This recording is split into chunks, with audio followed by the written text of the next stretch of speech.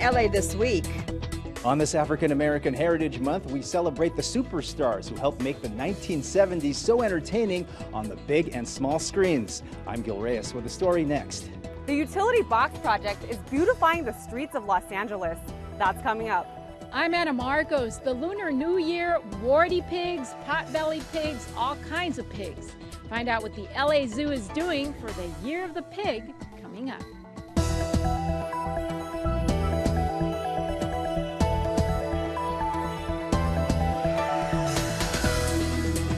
Hey everyone, I'm Yana Kay. Here's what's happening in LA this week. A big celebration at LA's City Hall as Mayor Eric Garcetti honored a number of trailblazers from the community to help kick off African American Heritage Month. The festivities highlighted the important social contributions that not only shaped Los Angeles, but the nation as a whole. I will be reciting the Black Statue of Liberty poem by Jessica Carr Moore. I stand still above an island, fish straight in the air, scar on my face, long braids in my hair, battle boots tied, red blood, and the tears that I've cried. We're at the City of LA's kickoff event for the African American Heritage Month celebration, where we're honoring African American leaders in law, education, business, and entertainment. I said, how are you today?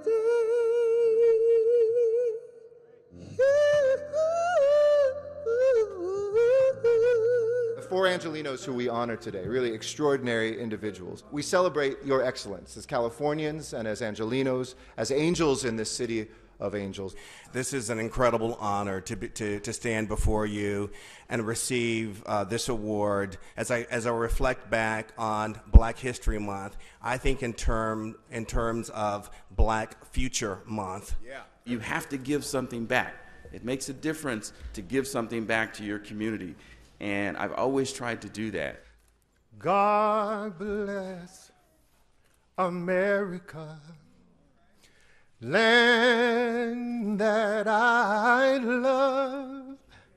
Stand beside her and guide her through the night with the light from above. Can you tell me a part of African American history that resonates with you? Oh, wow. Dr. Martin Luther King Jr. I mean, that speech, I Have a Dream, is one of the moments I think, America had to take a moment and hear his words. It was a time in which we began to define who we were and made more steps towards realizing the freedom that our forefathers had fought for. In the 60s, the protests, the marches, the challenging government to be inclusive were memorable occasions for me. I remember as a kid hearing the news that Dr. King was assassinated, and that still resonates through my soul. You know what? I have to tell you, what is top of mind for me today is the fact that Gregory Hines is getting, or has gotten at this point, a U.S. stamp posthumously. Too oftentimes in the busy hustle and bustle of life, we do forget about our heritage and we do forget about our past. Through the storm, stand through the rain, stand through the hurt. Each of us have to make the decision to be the solution and not talk about the problem. Do what our hands find to do. It's a biblical principle, and God will bless all of the works of our hands.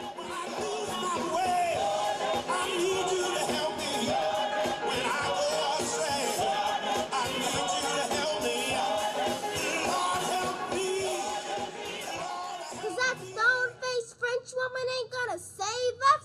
The same people who enslaved us. I'm sitting at the back of the bus cause I feel like it. And I play ball not cause you pay me to dunk it, dribble it, or hike it. I'm taking all of my people back home and breaking them mentally free. So no statue in the Big Apple can mess with me.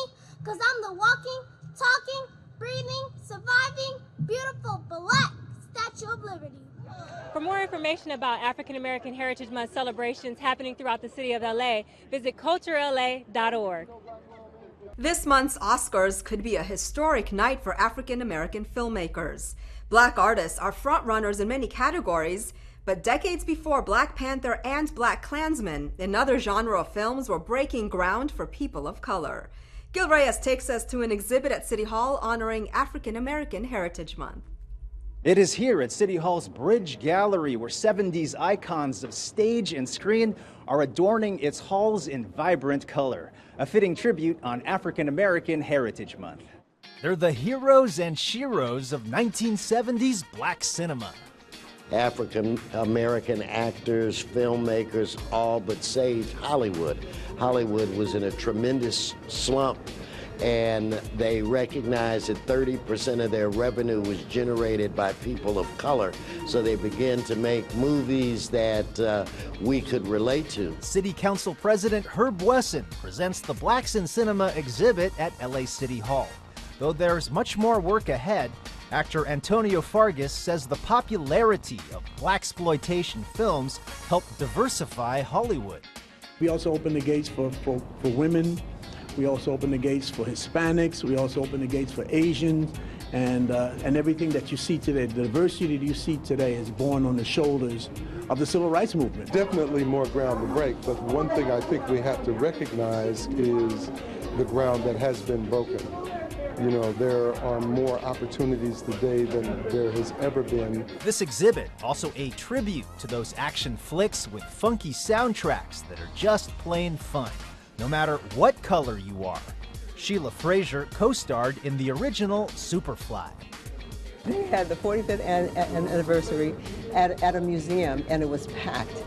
You know, it was packed, all ages, ethnicities. It was just amazing. That cross-cultural appeal is evident in actress Marla Gibbs. She appeared in blaxploitation films before starring on TV's 227 and The Jeffersons. Did you have as much fun on that show as it looked like? Oh, I did. We were a real family. I went to work to play every day. It is such an honor to be here. Growing up in the 70s, being inspired by all of these men and women. Over at Council Chambers, the city honors the Black Stuntmen and Women's Association. Also, Ayuko Babu and his Pan-African Film and Arts Festival. The festival screens more than 150 new movies this month. We are very, very proud to have this event in our district, and all of us, Councilmember Price and Wesson, we all support the event. We are growing. You can't stop us. You can't stop us because we make you money. And we don't cost as much as anybody else, that's for sure, because they don't pay us like everybody else. So we're making you money. Action hero Fred Williamson hammers home the point, a call for even more diversity in Hollywood on this African American Heritage Month. City Hall's Bridge Gallery is located on the 3rd floor of City Hall. The exhibit is free. Turning now to LA's homeless crisis, and we've got some good news. More than 30 formerly homeless individuals will soon have a place of their own as FlyawayHomes breaks ground on its 2nd supportive housing development in South LA.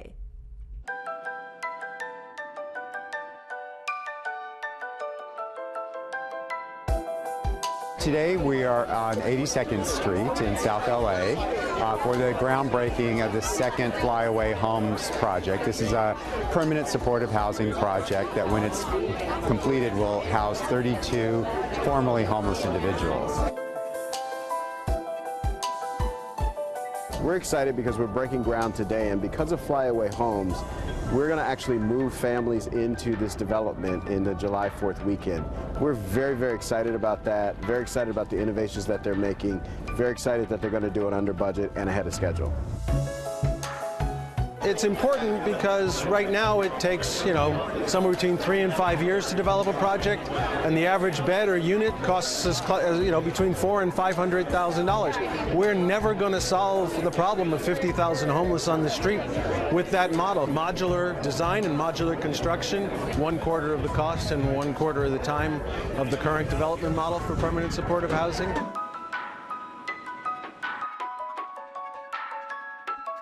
Just the ability to have their own bed and have access to a bathroom and shower on a regular basis is huge. Not to mention the dignity that comes with having private space and being able to go inside and lock the door and feel safe. FlyawayHomes says the goal is to build 450 supportive communities over the next 10 years and house 20,000 people. How do you make our city streets look pretty and inviting? Well, through art, of course. Well, some local artists are turning dull metal utility boxes into conversation pieces. Our own Amy Liu takes us to Hollywood. Utility boxes like this one are beautifying the streets of Los Angeles. We spoke with an artist who did 3 different art pieces. I'm here with Katie Shipley, who's one of the artists of the Utility Box Project. She's going to tell us a little bit about this particular one. It's the first one she ever did. What do the cacti mean? Well, I chose to paint cacti, and particularly ones that were native to Los Angeles. I was really inspired actually by the DWP landscaping, and I didn't grow up with these kinds of plants, so to me they're pretty magical. Magic also coming from Katie's paintbrush, as the London transplant uses a plant theme to transform utility boxes to colorful art pieces. So Councilmember Rue, can you tell us what inspired you to first do this program? We wanted to in particular seek out those artists who live in our areas or near those utility boxes so they could showcase their talent as well as have the other neighbors enjoy. I just felt like it was a great opportunity to feel connected to the beautification of my community. This one in particular, because I live right down the street, it felt really special and gave me a sense of pride. So this is actually Katie's second utility box. Katie, can you tell us a little bit about the color scheme and what inspired this one? Sure. So this one, the color was actually requested by the city. They asked for millennial pink, and I love it. And I think I'll be using it in my color palettes from now on.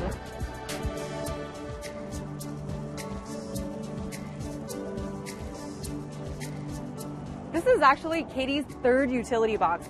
Tell us what led to this one. So Mylene at David Rue's office contacted me about this box. She actually asked if I would partner with them to try to beautify this particular area because it attracts a lot of trash, and it seems now that that's not happening so much, so I think it's doing the trick. One resident says he passes by the box every day and sees a huge difference before and after the artwork. It's really nice. It enhances the whole neighborhood vibe, especially around here. Hollywood doesn't seem like a neighborhood, but this brings it a little bit closer to that goal, I think. Rue says the project has been the community's top favorite. The overwhelming support and the outpouring of how much people love the program was kind of unexpected. Katie experienced all the love from the community firsthand. One man in particular named Eddie came and found me on a very, very hot day and walked across to Starbucks and bought me a caramel frappuccino, and that was the sweetest thing. It was such a positive way to interact with people I live right next door to.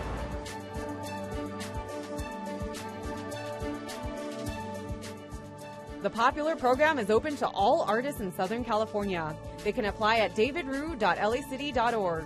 Although this is Katie's third one, she says she's excited to do even more. Talk about constituent service. Residents in Council District 13 got some personal attention from Councilmember Mitch as he brought City Hall to their front door.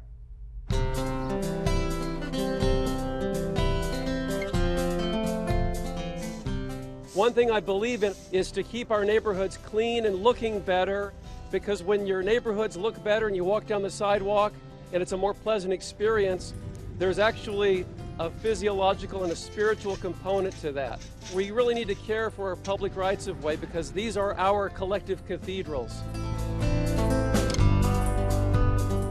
We're doing some really great things in the Echo Park community today. Next month we're here in Echo Park. We're doing cleanups, we're picking up bulky items, we're painting out graffiti, and we're knocking on doors, informing constituents of the resources from the city that are available to them free. And then I get to meet more people that I represent, and it's a good thing.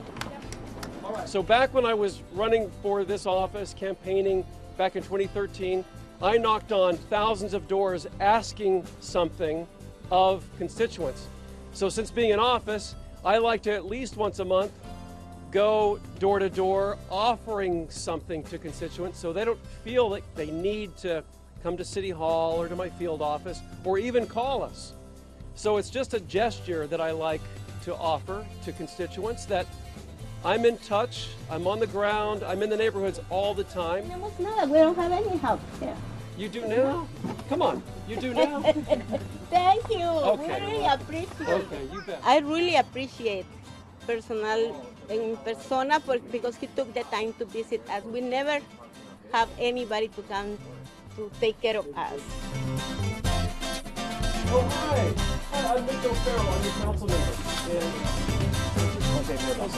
Pleasure. It is why I love what I do, because I love connecting with people. Politics is people. And so it fortifies me. It fortifies me, it gives me more resolve. It removes the abstract entirely because it's the human-to-human touch. And from that, there is no more powerful force. You can talk back and forth. Social media is woefully inadequate, but person-to-person contact is kind of where it's at. And that's when you really get to the source of how people feel and what they want. The neighborhood needs it. We haven't had a cleanup in a while. We appreciate the help.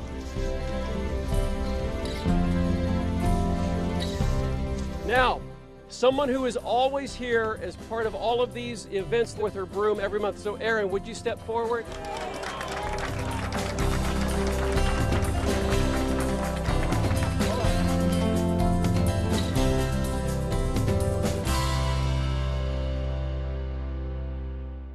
This artwork is so textured you can almost feel it just by staring. For over 4 decades, a family-owned business has created this 3D effect for renowned clients. And as Gil Reyes reports, the best of those works are now on display. Popping up from the printed page are these handmade 3-dimensional artworks. Mixografia in South Los Angeles claims to be the only printmaking shop in the world to perfect this technique. On display are decades of results in an exhibit about the human figure. From the more traditional to the more conceptual or contemporary. Owner and operator Shai Remba showing us some of the best artworks that his family-owned business helped create over the past 45 years. This exhibit is called Faces.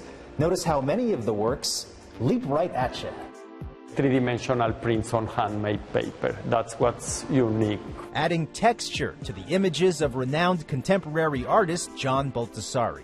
To make it even more interesting. Makes it more curious. And more curious, yeah. The 3D method also creates natural shadows, fleshing out the features of artist Alex Israel's works, which detail the stereotypical SoCal look. The suntan, the glasses, you know. The stylish screw. The stylish, so basically he works, he's from LA and all his artwork reflects that.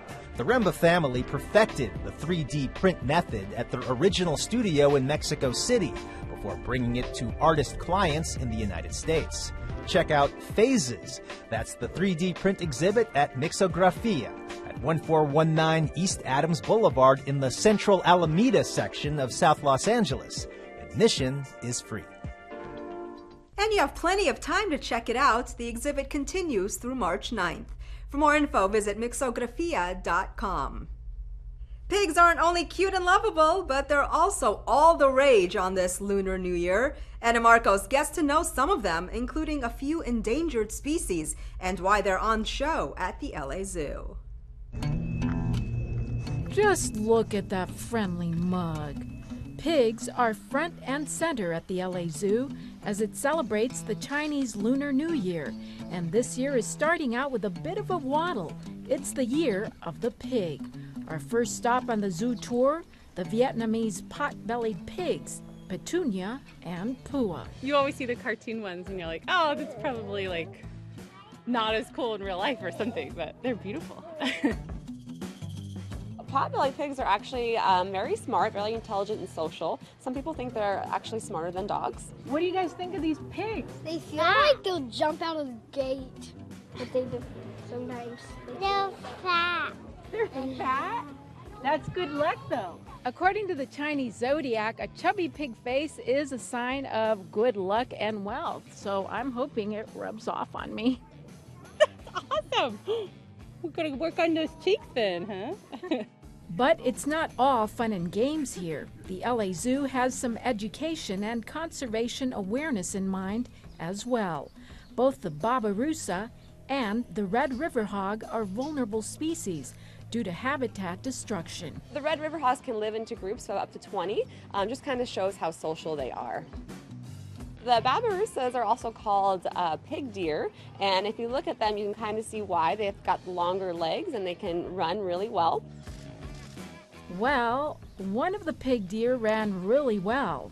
The other one, his tusks were dragging a bit. And this Visayan warty hog is actually not that full of warts. The males actually do have a couple warts on their faces. The females do not. So they're not covered in warts as maybe their name suggests. On a more sober note, this is a critically endangered species, close to extinct in its native home, the Philippines. They are mostly threatened by hunting and habitat fragmentation. The year of the pig might bring some wealth and good fortune, but only if some of these pigs are still around. I'm Anna Marcos for LA This Week. While we're on the topic of adorable animals, we now head over to Cats on Glass, an interactive pop-up gallery that gives cat lovers the perfect chance to play and hopefully adopt one.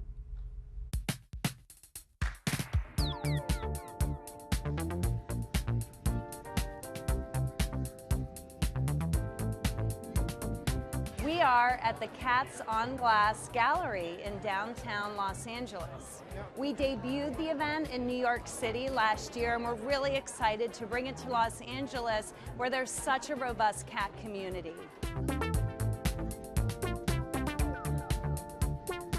I think that you would call Cats on Glass a little bit of everything. It's part art exhibit, it's part adoption lounge, and honestly, it's just all fabulous.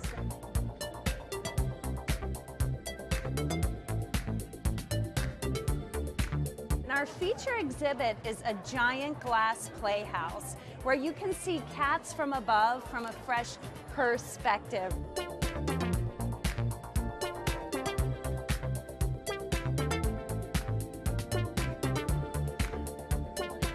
When you visit the Cats on Glass gallery, every cat that you see, either in the giant glass playhouse or in our adoption lounge, is ready to go home. I came here to look on cats on top of glass, but I ended up adopting a cat. Not very surprised. Fresh Step has a mission of helping every shelter cat find a forever home, so they brought this event to LA to really shine the spotlight on shelter cats to promote more cat adoptions. His name was Sand when I got him. I just renamed him actually. His name is now Luca Limoncello. All my cats are named after Italian towns, so he is as well now. We've had cats that will follow you around like dogs. We have cats that maybe are a little bit more of your typical cat and or what you think is a typical cat and will hide. But cats, just like people, come in all kinds of personalities, shapes, sizes, and there's always a cat for you. This is a pop-up with a purpose. I think it's really amazing that the people who put on this really want every single cat to find a new home. If you go to spcala.com, you can see all of our wonderful adoptable cats, and we have them year-round. And we're really just appreciative of partners like Fresh Step because we are a nonprofit agency. There's no national SPCA or Humane Society. It was worth it. He's incredible. Together with the SPCA LA, Cats on Glass found homes for 113 lucky cats. Renters in Chinatown learn about their rights, city leaders expand the human trafficking task force, and an open house for senior services. All this in CityBeat. Council District 1 hosted a housing rights workshop for residents of the Chinatown community. Recently, senior citizens have received rent increase notices, and the workshop aims to educate renters and landlords of both their rights and responsibilities under the housing law. We're here to provide just free services for them to make sure they know their rights. Following the success of their human trafficking crackdown in the San Fernando Valley, the Los Angeles City Council and LAPD will now apply that strategy to the prostitution-laden areas of South Los Angeles. By expanding their focus to include pimps and johns, the crackdown has made significant progress in stemming the local sex trade. And it was fun aplenty for seniors in Montecito Heights who attended a recent open house. The event featured a live band, catered food, and information on local senior-oriented resources. Menudo is the perfect combination of ingredients that's been bringing families and communities together for generations. We take you to Plaza de la Raza for a taste of National Menudo Month.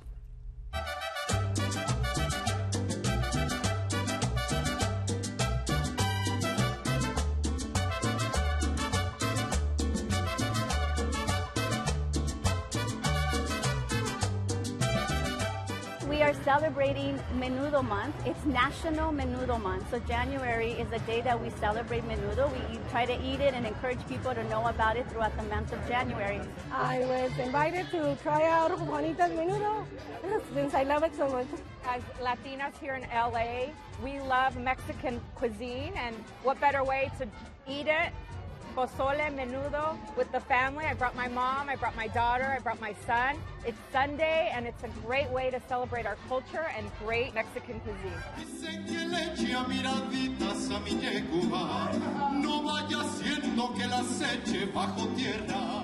I grew up, listening to, mariachi music, and my mom, always since I was a little kid, I was 3 years old, teaching me how to sing, mariachi, be listening to mariachi. It was something that we grew up with, and that's something I carry on with me. It's very important for the parents, to be doing this, for our music, not to die, and passing that on, to our children.